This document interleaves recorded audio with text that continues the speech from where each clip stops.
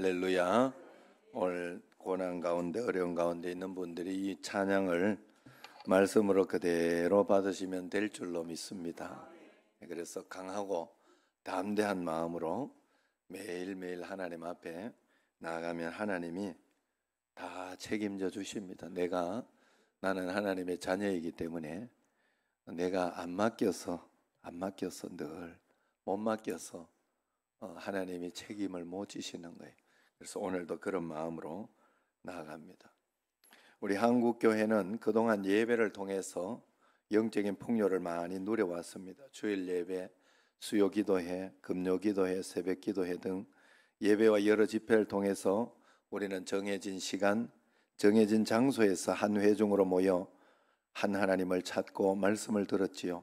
그리고 하나님께서는 우리의 예배와 집회 중에 임재하셔서 풍성한 은혜를 그동안 많이 내려주셨습니다. 그러던 중에 2019년 11월 중국 우한에서 처음 보고된 그 코로나19라는 신종 바이러스가 퍼지면서 이제까지 경험해보지 못한 새로운 인사를 맞이하게 되었어요.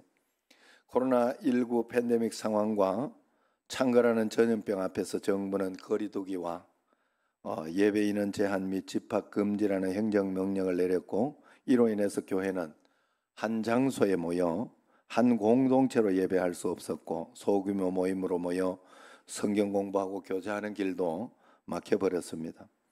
지구촌 어디나 할 것 없이 이로 인해서 예배를 위해 교회로 향하던 그런 발길이 끊어졌고, 주 안에서 함께 나누던 성도의 교제와 영성은 약화되고, 경제가 혼란에 빠지듯이 교회 재정 또한 어려움을 겪게 되었습니다. 따라서 포스트 코로나 시대를 맞이하면서 한국 교회는 가장 우선적으로 예배를 회복해야 되겠다 하는 옷 벗어라. 옷 벗어 괜찮다. 벗어.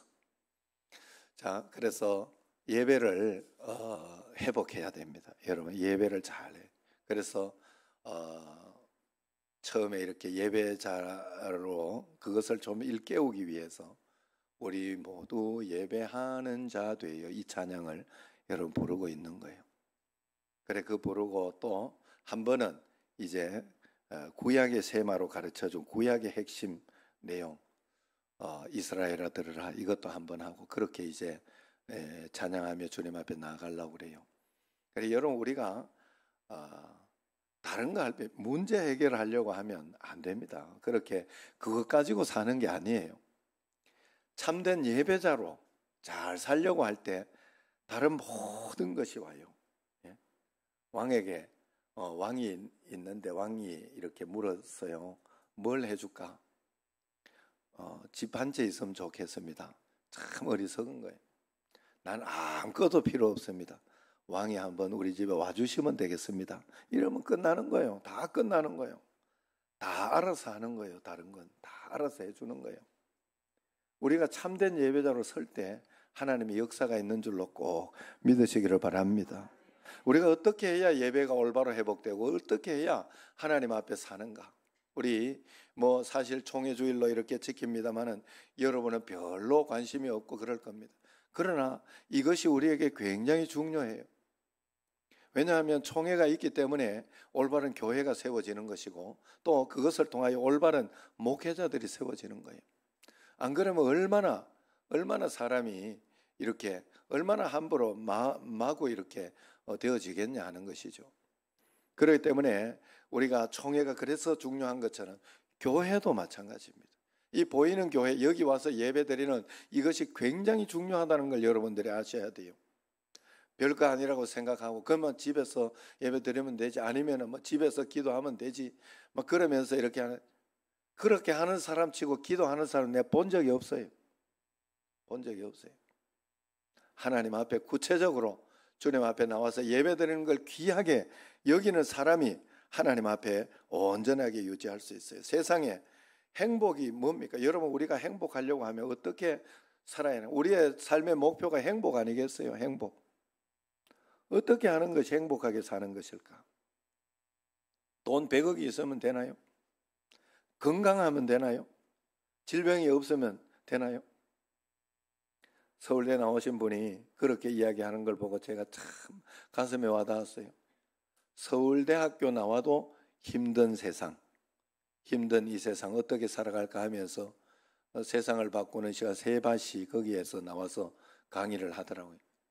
그러면서 자기가 서울대학교도 수석으로 나왔나 그렇대요. 그러면서 이렇게 인생을 살아가는데 그렇게 힘들더라는 거예요. 자기 마음대로 안 되더라는 거예요. 회사를 들어갔는데 회사가고만 망해버리는 거예요. 또 자기 자식이 태어났는데 자식 태어난 게 마음대로 안 되더라는 거예요. 그게 서울대학교 나왔는데도. 그러면 인생 다 끝나야 되는데. 여러분 착각하시면 안 돼요. 여러분 결혼만 하면 막 이렇게 어떤 결혼 못하는 자녀 있으면 결혼만 하면 막 행복할 거라고 생각하고 결혼만 하려고 그랬는데 그게 행복한가요? 결혼해가지고 잘 살아야 되지. 잘 사는 게 더 행복한 거고. 그런 거죠.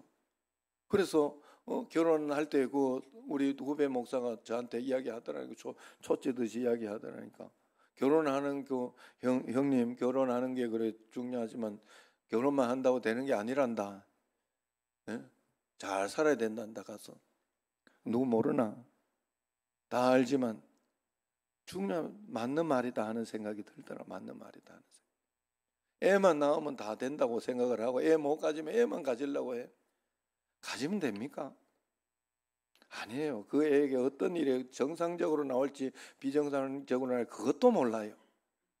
그리고 앞으로 어떻게 살아갈지 어떤 일이 일어나 아무도 모릅니다. 그 속에는 어떤 것이 있는지 아무도 몰라요.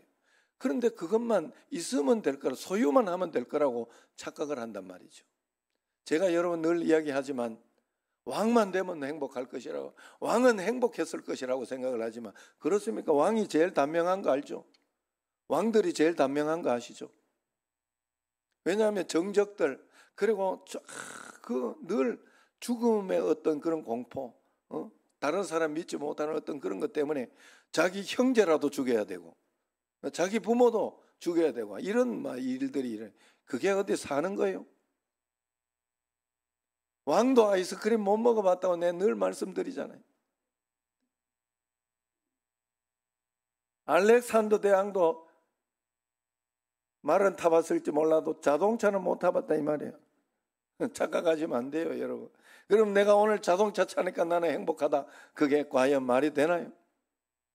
그런 것으로 행복은 오는 게 아니잖아요.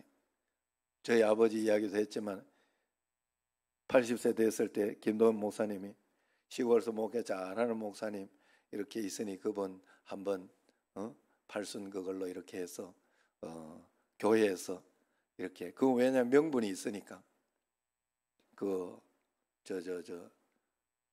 성지순례를 보내드려 1,000만 원 들여가 성지순례를 보내드리겠다.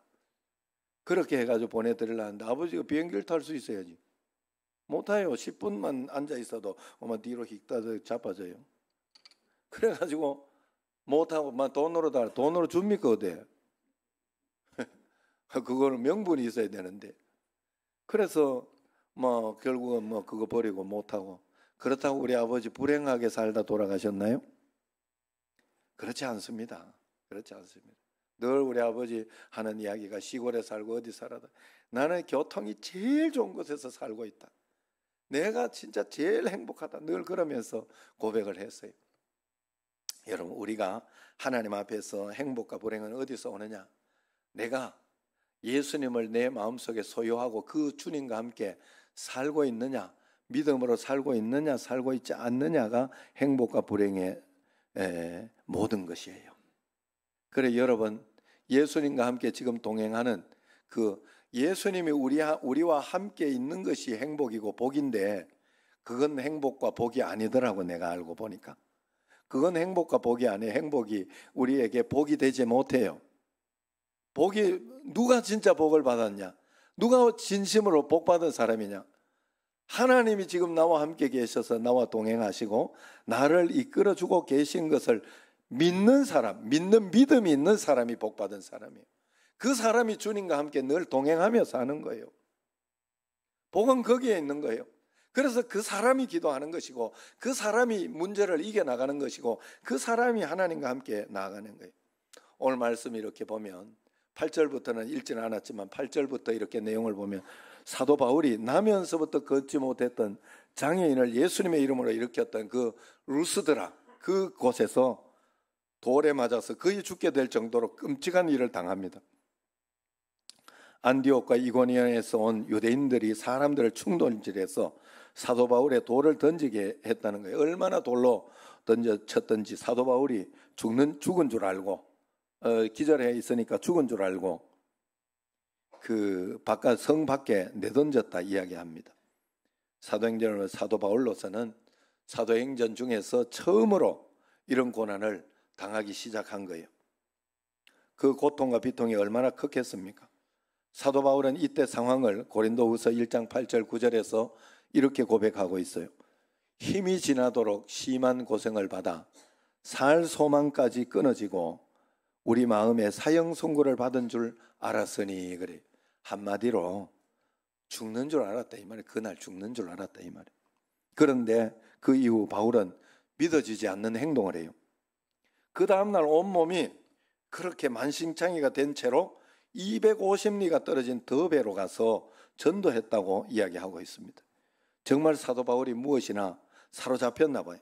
그렇게 죽도록 돌에 맞아 죽게 되었는데 그것도 전도하다가 그랬는데 다시 전도할 마음이 생겼겠어요. 여러분 이건 제가 요번에 느껴서 알아요. 여러분 아내가 밥을 먹다가 이게 위쪽은 그렇다 그러네. 그 덤핑이라고 있다. 덤핑 알아요? 아이 몰라네 이게. 그 이렇게 덤핑이라고 이렇게 뭐가 잘못돼 가지고 덤핑 맞지? 네. 그래 가지고 훅 하면 굉장히 아프고 그것 때문에 이게 뭐 어떻게 그냥 넘어가는 그거래. 굉장히 고생을 하고 힘들어 하더라고. 그래가 그날 막 우리가 진짜 살얼음 판을 걸었어요. 그러고 나서 아내가 밥이 비기가 싫다. 밥이 보기가 싫다. 그거 먹고 또 그렇게 될까? 위쪽은 이 문제가 있어요. 다른 쪽은 밥이 먹기가 싫어서 억지로라도 먹어도 뭐 억지로도 먹어두고 억지로 집어넣는 역할이나 할 수나 있지. 위는 그게 안 돼요. 그렇게 고치는 게 아니더라고. 보기가 싫대. 사도 바울이 전도하다 그랬는데 전도하러 가겠냐 이 말이요. 그런데 갔다는 거예요. 그래서 19절 20절 오늘 말씀을 보면 그 이야기를 합니다. 같이 한번 읽어봅시다. 유대인들이 안디옥과 이고니온에서 와서 무리를 충동하니 그들이 돌로 바울을 쳐서 죽은 줄로 알고 시외로 끌어내치니라. 제자들이 둘러섰을 때에 바울이 일어나 그 성에 들어갔다가 이튿날 바나바와 함께 더베로 가서 그래. 더베 가서 전도하러 간 거예요. 하나님의 성령의 이끌리심을 받아서. 그리고 그뿐만 아니라 전도하고 나서 그 다음에 21절을 보면요. 다시 루스드라로 돌아옵니다.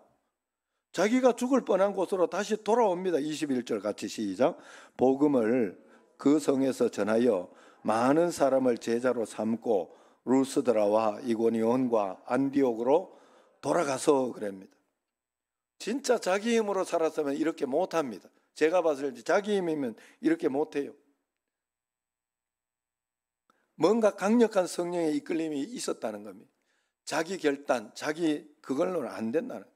돌아온 이유를 성경학자들은 이렇게 해석합니다. 같이 한번 읽어봅시다. 여기 앞을 보고 바울이 당한 환난으로 인하여 혹시 마음이 흔들리고 시험 들었을지 모르는 제자들을 권면하기 위해서였을 것이다. 그렇게 해석을 합니다. 그게 22절을 보면 나옵니다. 같이 한번 읽습니다. 제자들의 마음을 굳게 하여 이 믿음에 머물러 있으라 권하고 또 우리가 하나님 나라에 들어가려면 많은 환난을 겪어야 할 것이라 하고 이렇게 권유를 한 거예요. 어떻게 이렇게 할 수 있을까? 자기 결심으로 될까? 저도 지금 저녁을 안 먹는 결심을 하고 열심히 안 먹고 있는데 어제 저녁에는 다시 무너졌어요. 그래 저녁에 내가 너무 배가 고픈 게 아니라 이게 뭔가 심심하고 이게 먹으니까 자꾸 땡겨줘가지고 이게 탄수화물 중독 뭐 이런 거 그래가지고 아이스크림을 내가 한 숟갈만 먹는다 생각을 하고 3숟갈만 딱 먹고 내가 만다고 생각하고 했는데 한 아이스크림 한 통을 다 먹어버려. 아침에 야 내가 보고 야 진짜 니도 대단하다. 한 통을 어떻게 다 먹냐. 인간 결심이 그래요. 인간 결심이. 아유, 그래 내가 마음에 후회가 되고 또 회개가 되고 그랬습니다. 그래서 다시 한번 잘해 보려고 또 합니다. 하나님 앞에. 그래서 잘하면 하나님께서 더 은혜롭고 좋은 것으로 하나님은 분명히 주시고 은혜 가운데 인도해 주셔요. 그래서 힘이 지나도록 심한 고생을 받아 살소망까지 그렇게 끊어졌지만 사도 바울은 성령의 충만함으로 뭔가 이렇게 나아가요. 여러분, 우리는 사도 바울에게 무엇인가 완전히 사로잡힌 모습을 보게 됩니다.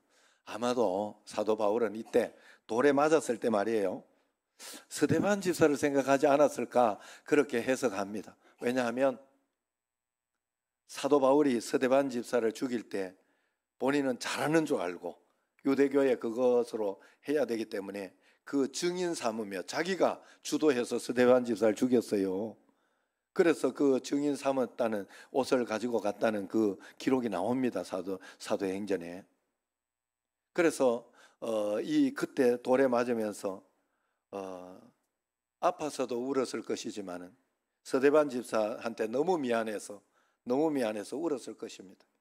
그리고 그 다음날 또 전도했을 때 자신은 아파 누워 있을 자격도 없다 이렇게 생각하면서 전도했을지도 모릅니다. 그러나 사도 바울이 이렇게 할 수 있었던 것은 궁극적으로 그 마음만 가지고 되는 게 아니에요. 예수님께 완전히 사로잡혀 있었기 때문에 그렇게 할 수 있었던 거예요.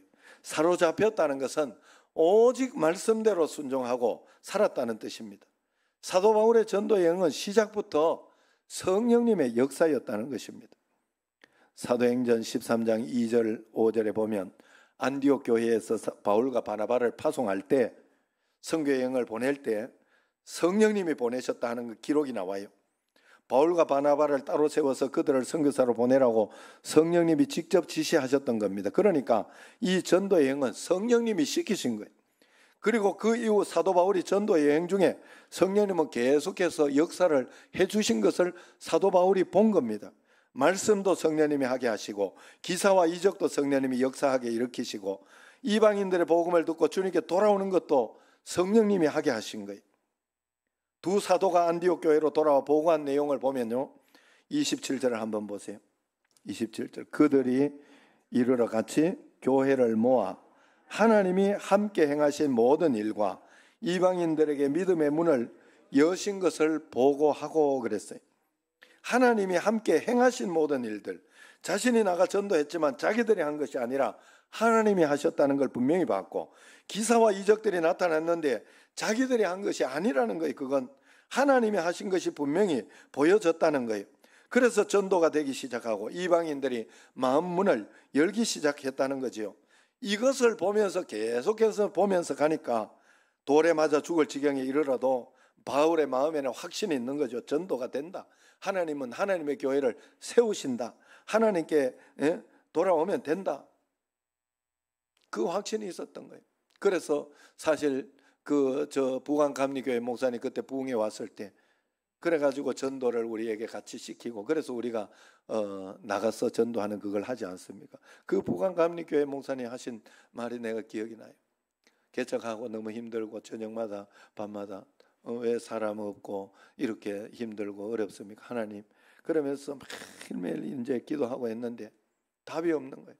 저녁에 울고 있는데 하나님이 분명하게 말씀하셨다 하죠. 본인에게 분명하게 뭐라고 말씀? 야, 교회 부흥을 네가 더 원하냐 내가 더 원하냐? 누가 더 원해? 하나님. 그때부터 걱정하지 않았다 그래요. 그리고 그때부터 하나님, 교회 부흥을 주님 더 원하시는데 내가 뭘 하면 될까요? 늘 그 마음으로 종의 자세로 주님 앞에 한 걸음 한 걸음 살아갔다. 여러분, 내가 행복하기를 원하고 내가 더 잘 살기를 원하고 누가 더 원하겠어요? 내가 더 원하는 것지만 아니에요. 하나님이 더 원하셔요. 자녀들이 잘 되고 내가 예정이나 또 예준이나 뭐 이렇게 잘 되기를 원해요. 부모가 더 원합니다. 사실 부모 마음이 얼마나 더 그런지 몰라요. 하나님은 더 하다는 거예요. 그래서 그 확신을 가지고 그렇게 했던 것입니다. 이 확신을 빌립보서에서 이렇게 고백합니다. 너희 속에 착한 일을 시작하시니가 그리스도 예수의 날까지 이루실 줄을 우리가 확신하노라. 이 땅에 있는 한 하나님은 이미 모든 일을 이미 시작하셨고 반드시 이루어 주신다는 걸 믿은 거예요. 여러분, 이것은 우리의 이야기입니다. 예수님을 믿은 우리 모두에게 하나님은 놀라운 일을 이미 시작하셨습니다. 그러므로 그 일을 시작하신 주님이 그 일을 능히 완성시키실 줄로 믿고 하나님이 허락하시고 인도하신 만큼만 살면 되는 거예요. 하나님이 나를 구원하셨으니 반드시 내 인생을 인도하시고 역사하실 거예요. 나를 아픔 가운데 인도하셨으면, 허락하셨으면 그것을 받아들이고 주님 앞에 기도하며 나가면 돼요. 내 인생 내가 사는 게 아니에요. 내 인생 내가 걱정하면 안 됩니다. 하나님 앞에 맡겨야 돼요. 하나님께 드려야 돼요. 내 인생이 내게 아니라니까, 하나님 거라니까요. 하나님이 허락하신 만큼만 내가 살겠습니다 하고 믿고 나가야 돼요. 그냥 기도만 하세요. 여러분, 예배자로 살려고 애를 쓰고 노력하고, 그래서 틈나면 그렇게 살면 돼. 그러면 하나님이 때가 되면 하나님이 높여주시고 하나님이 인도해 주시고 역사해 주신다는. 중요한 것은 내게도 사명이 있다. 내가 이 땅에 살아갈 사명이 있다. 그 사명을 깨닫고 살아가야 돼요. 여러분, 사명의 길이 고생만 하고 너무 힘들 것 같고, 사도 바울이 이렇게 해가지고 너무 힘들었을 것 같다. 하지만 그렇지 않습니다. 겉으로 보기에는 다 고생만 하는 것 같지만 보이지 않는 성령님의 역사가 얼마나 놀라운지, 그래서 그것을 보면서 사명자는 사명의 길을 가는 거예요. 사도 바울은 계속해서 성령께서 역사하시는 그것을 경험했던 것입니다. 그렇다면 어떻게 우리가 사도 바울처럼 살 수 있을까요? 그 비밀이 오늘 본문에 나와요. 비밀은 사도 바울이 자신의 모든 것을 다 주님께 맡기고 그저 한 걸음 한 걸음 따라갔기 때문에 그렇습니다. 바울과 바나바는 루스드라, 이고니온 등에서 떠나 안디옥으로 돌아올 때 각 교회 장로들을 세웠어요. 그 교회를 맡으라고 세운 거예요. 맡긴 거예요. 정말로 쉽지 않은 일이에요. 왜냐하면 지금 우리 교회 장로님들 같이 이렇게 오래되고 이렇게 맡을 만하고 막 이래가지고 이렇게 세운 게 아니라는 거예요. 새신자 금방 해가지고 루스드라가 전도해가지고 복음 전하고 이래가지고 이제 다시 그 더베로 가서 전도하고 그래가지고 루스드라 돌아오는데 그거 어떻게 세울 수 있겠어요? 거기를 세울 수 있고 어떻게 그렇게 할 수 있겠어요? 그런데 거기에서 세워서 이제 그 교회를 책임지게 시킵니다. 그 교회가 어떤 교회예요? 지금 핍박당하는 교회. 순교 1순위가 바로 장로. 그렇게 되는데 맡으려 하겠습니까? 성경도 없고 신학교도 없고 이웃 큰 교회도 없고 핍박만 있는 상황. 어떻게 교회를 여러분 같으면 맡기고 갈 수 있겠어요? 그냥 거기 있어도 안 될 판에, 있어서 가르쳐도 안 될 판에. 사도 바울이 이렇게 연약한 장로를 세워서 그에게 핍박당하는 교회를 맡길 수 있었던 것은 실제로 하나님께서 붙들어 주실 것을 믿었고 그들은 하나님의 인도대로 살 것을 믿었기 때문에 그래서 23절 한번 볼까요? 23절 시작. 각 교회에서 장로들을 택하여 금식 기도하며 그들이 믿는 주님께 그들을 위탁하고, 그들이 믿는 주님께 위탁했다는 거예요. 사람을 보고 믿었다는 게 아닙니다. 사도 바울이 각 교회 장로를 세웠던 이유는 그 사람들이 무언가 제대로 할 것이라고 믿고 한 것이 아니라 그들은 여전히 연약한 믿음을 가지고 있고 초신자에 불과하지만 한 가지 분명한 예수님이 함께 하신 것을 믿는다는 걸 본 거예요. 예수님을 믿는 믿음이 분명하고 주님이 정말 마음에 계시고 나는 죽고 예수로 사는 십자가 복음이 분명하다는 걸 봤기 때문에 예수님께 맡길 수 있었던 거예요. 겉으로는 연약한 사람을 장로로 세워 교회를 맡겼지만 믿음의 실제로는 모든 것을 책임지실 주님께 온전히 맡겼다는 뜻입니다. 사도 바울이 이 일에 무모할 정도로 가감할 수 있었던 것은 사도 바울 자신이 그렇게 예수님께 무모할 정도로 맡겨진 사람이었기 때문에 그렇습니다. 안디옥 교회에서 바울과 바나바를 선교사로 파송할 때 교인들이 바나바와 바울을 하나님의 은혜에 맡기는 기도를 해줬죠. 26절을 보면 나옵니다. 거기서 배 타고 안디옥에 이르니 이곳은 두 사도가 이룬 그 일을 위하여 전에 하나님의 은혜에 부탁하던 곳이라. 전에 하나님 은혜에 부탁했다 하잖아요. 안디옥 교회에서 그렇게 부탁해서 어떻게 복음을 떠나려는 그 사도 바울에게, 죽음을 각오해야 하는 그 사도 바울에게 안디옥 교인들이 기도하면서 이렇게 맡겼다는 거예요. 하나님, 바울과 바나바를 선교사로 보냅니다. 그러나 우리가 선교비도 제대로 챙겨줄 수 없고 거기 가서 따라다니며 보호할 수도 없습니다. 교회나 있으니 저도 사실은 교회에서 저를 보호해 주는 거예요. 밥을 주고 양식을 주고 사례비를 주면서 살으라고. 그래서 목회를 하는 거예요. 그런데 사도 바울은 선교자의 입장에서 그렇게 할 수가 없는 입장이잖아요. 그러니 이 두 사람이 소아시아 지역을 돌아다닐 때 어떤 어려움을 겪을지 상상할 수도 없습니다. 하나님. 그렇지만 하나님이 함께 동행하여 주신 줄로 믿습니다. 하나님이 함께 따라다니시는 줄로 믿습니다라고 그 하나님께 맡긴 거예요. 여러분, 우리가 알아야 할 것이 바로 이것이에요. 이것. 하나님이 우리에게 주신 복은 물질 많이 가지라는 복을 준 게 아니에요. 건강하라는 복을 준 게 아니에요. 예수님의 복을 주신 거예요. 예수님. 그것을 믿고 있으면 다른 것이 따라오게 돼 있어요. 그게 예수 믿는 비결이에요. 비법. 우리가 이것을 알아야 됩니다. 그래서 기도하고 그렇게 맡기고 파송했다는 거죠. 철저하게 하나님께 맡기는 파송이고 선교였습니다. 그리고 파송받은 사도 바울도 매 순간순간 그렇게 살았다는 것을 성경에 이야기하고 있어요. 그래서 설교를 해도 자기가 한 게 아니고, 능력을 행한 것도 자기가 한 게 아니고, 교회를 세워도 자기가 한 게 아니라고 그렇게 고백한 거예요. 다 주님이 하셨습니다. 고백한 겁니다. 그러니까 사도 바울이 사람을 세우면 늘 이렇게 가르친 거예요. 당신에게는 예수님 한 분이면 충분합니다. 예수님이 당신을 다 가르치실 것입니다. 무슨 말을 전할지 걱정하지 마세요. 예수님만 바라보시고 말씀대로 순종하며 따라가세요 하고, 그렇게 예수님이 함께 계신 것을 실제로 믿게 하고 실제로 의지하게 하고 실제로 따라가게 그렇게 만들었다는 거예요. 이 말씀이 골로새서 1장 28절 29절에 나오는데 앞을 보고 여러분 한번 말씀을 한번 읽겠습니다. 모든 사람이 예수를 만나 성숙한 그리스도인으로 서기를 내가 가르치나 나도 또한 내 안에서 역사하시는 주님의 말씀대로 살려고 애를 쓰고 노력하고 있습니다. 그렇게 간증하고 있어요. 여러분, 목회는 하나님이 하시는 거예요.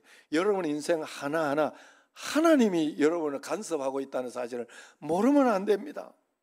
다른 거 아무것도 이야기할 거 없어요. 하나님이 지금 내 인생을 간섭하고 있는데 이런 일이 일어났다. 그때 다른 거 하면 안 돼요. 하나님 앞에 믿음을 가져야, 하나님 말씀대로 살면서 염려하지 말고 하나님 허락하신 것은 이유가 있을 것이다. 그래서 이것만 확인하면 돼요.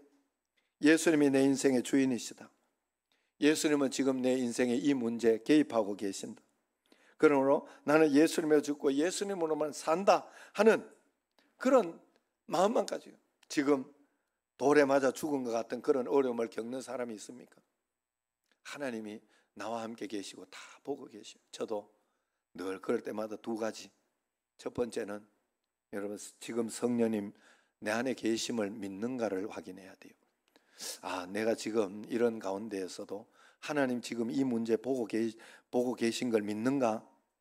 믿으면 이유가 있는 거예요. 내게 일어나는 사건은 이유가 있는 거예요. 허락하신 이유가 있는 거예요. 그거 가지고 하나님 앞에서 내가 그 하나님의 뜻을 깨달아야 돼요. 그러면 끝나는 거예요.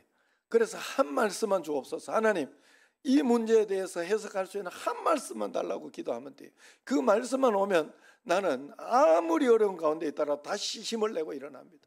이번에도 어려움이나 그런 것들이 있을 때 처음에 아내가 그랬죠. 그 다음에 두 번째 예정이 미국 못 가고 비자 문제 생겨가지고 한국에 들어오면서 그 다음에 그것 때문에 그게 쉬운 일이 아니라 하더라고. 이게 우리가 아무 생각 없이 미국에서 들어와 당연히 미국에 비자 받은 것 때문에 그랬는데 들어오니까 다른 세계가 펼쳐져 있는. 그래서 지금 변호사를 사서 지금 하고 있는 거예요. 변호사를 사서. 그럼 엎치는데 덮치고 얼마나 힘들어요. 예정이 마음은 또 얼마나 힘들겠어요. 응? 교회 가고 싶지 않다 이러더라고. 왜 그냥 가만히 생각하면 다 간다고 빠이빠이 해놓고는 이렇게 떡까지 내놓고는 이래 다시 오니까 얼마나 마음속에 부끄럽겠어. 여러분, 그리고 또 마지막에 또 수술하러 가야 되는데 예준이 막 아이고 예준아 이러면서 아내가 그러다가 발가락이 새끼 발가락을 이렇게 쿵 부딪혀가지고 그게 금이 갔대요. 골절이 갔다. 아, 뭐 이러지? 잠시 그 생각을 했습니다. 잠시. 그런데 지금은 감사해요. 왜냐하면 그것 때문에 정말로 성도들이 아픈 것을 좀 알겠어요. 그래서 어떤 이야기를 듣거나 그럴 때 그냥 쉽게 생각되지 않더라고요. 예전엔 좀 쉽게 생각했어요. 다른 사람 아프면 그냥 다른 사람 아픔이더라고. 내 건 아니더라고. 다른 어느 목사님이 뭐 사모님 뭐 그랬다, 아니 목사님이 어느 수술했다, 내한테는 안 다가오더라고. 별로. 그 목사님 책임져야. 제가 이번에 한 가지 느낀 거는 자기 고난은 오롯이 자기가 감당하는 거예요. 절대 다른 사람 감당해 줄 거라고 생각하면 안 됩니다. 그래서 예수님과 함께 이겨내야 돼요. 굉장히 외로운 싸움이고 그렇게 하지만 우리가 외롭지 않은 건 예수님이 함께 계신단 말이에요. 예수님께 맡길 수 있고 예수님 동행하면 내가 힘을 얻으며 나가야 그것이 진짜가 되는 거예요, 여러분. 그래서 하나님 지금 이거 보고 계신가? 늘 저는 고백해요. 하나님 이 문제 보고 계십니다. 하나님 이 문제 다 알고 계십니다. 그런데도 내게 이런 일이 일어났습니다. 가장 좋은 거 주시려고 하나님 그러신 줄로 믿습니다라고 고백해요. 왜냐하면 하나님의 자신감, 하나님이 우리에게 고난을 줬을 때는 그 속에 가장 멋지고 좋은 것이 없으면 우리에게 고난을 줄 수 있는 분이 아니에요. 하나님은 그렇게 하나님은 하실 수 있는 분이 하나님 마음이 아파서 그렇게 하실 수 없어요. 우리는 찾아내야 돼요. 믿음으로 찾아내야 되고 기도하며 찾아내야 되고 하나님 붙들며 찾아내야 돼요. 그러면 찾아집니다. 저는 감히 고백하건대 아내와 지금 여러 가지 있어서 아내가 힘들고 그렇게 하지만 제가 언제 한번 이렇게 상머슴으로 집에서 살아볼 수 있겠어요? 내가 생각해보면 나는 설거지도 두 번밖에 안 한 사람이라고 이야기했어요, 안 했어요?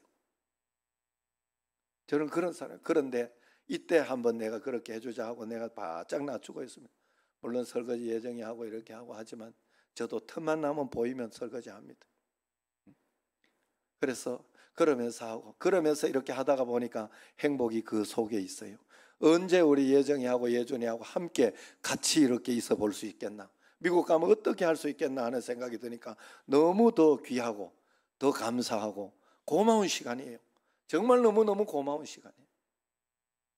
그래서 하나님 앞에서 감사하며 살기로, 그래서 그것이 보이기 시작하면 이제는 그것이 보이기 시작하고 뭔가 이렇게 되어지기 좀 힘들고 그러면 또 그걸 위해서 기도하고 또 이렇게 좀 마음속 이렇게 뭔가 좀 나쁘게 올 때에는 기도하고 또 나아가고 한 걸음 한 걸음 나아가고 그러면서 많은 것을 알게 됐어요. 예정이가 미국에 가가지고 이제 내년에는 우리 엄마가 못 올 것 같다 막 이래가지고 지금 그래가지고 내년에 아기를 낳으면 어떻게 해야 될 것인가 이래가지고 이제 거기는 산후조리원도 없어요, 미국은. 그래가지고 한국은 진짜 천국인 줄 알아야 돼요. 산후조리원 국 보내놓으면 되잖아요. 그런데 거기는 없어요, 그게. 그래가지고 얘가 이제 산후조리원 할 사람 이걸 알아보고 했더니 5주에 7,000불 5주에 그것도 왔다 갔다도 아니요.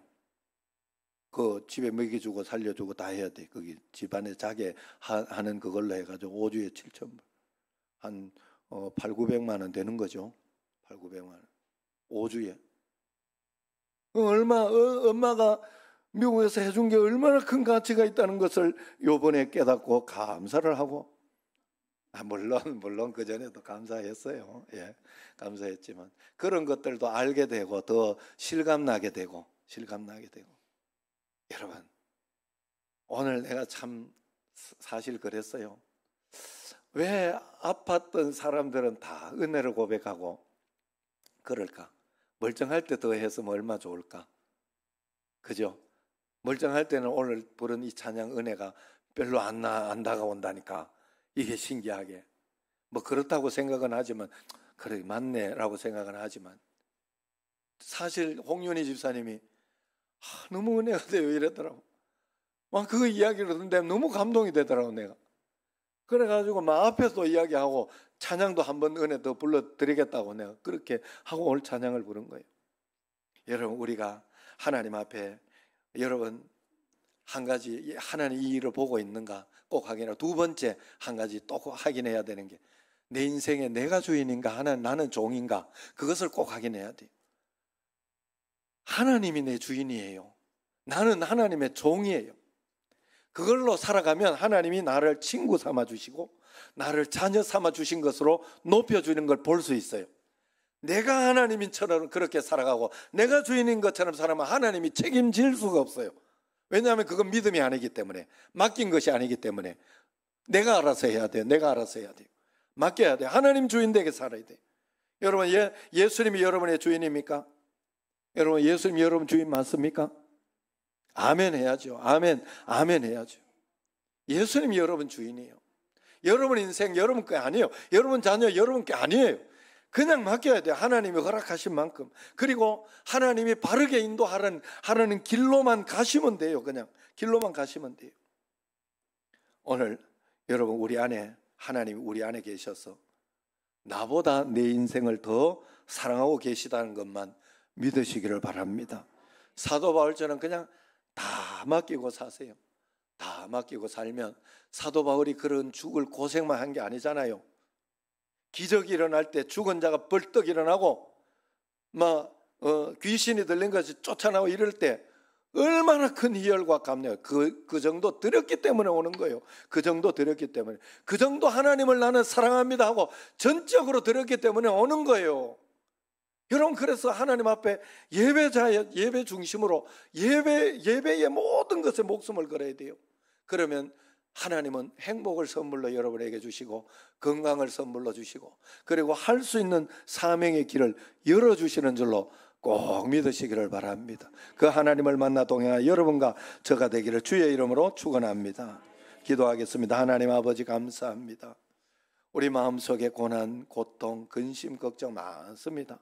그러나 하나님은 예수님을, 독생자를 십자가에 못 박혀 독생자를 우리에게 주셔서 그것이 가장 큰 선물이다 이야기를 하셨습니다. 그 예수님을 붙들고 한 걸음 한 걸음 순종하며 따라가는, 내 인생 내 것이라 걱정하지 않고 하나님의 것이라 믿고 맡기고 따라갈 수 있는 저희들 되게 하옵소서. 예수님 이름으로 감사하며 기도드리옵나이다. 아멘.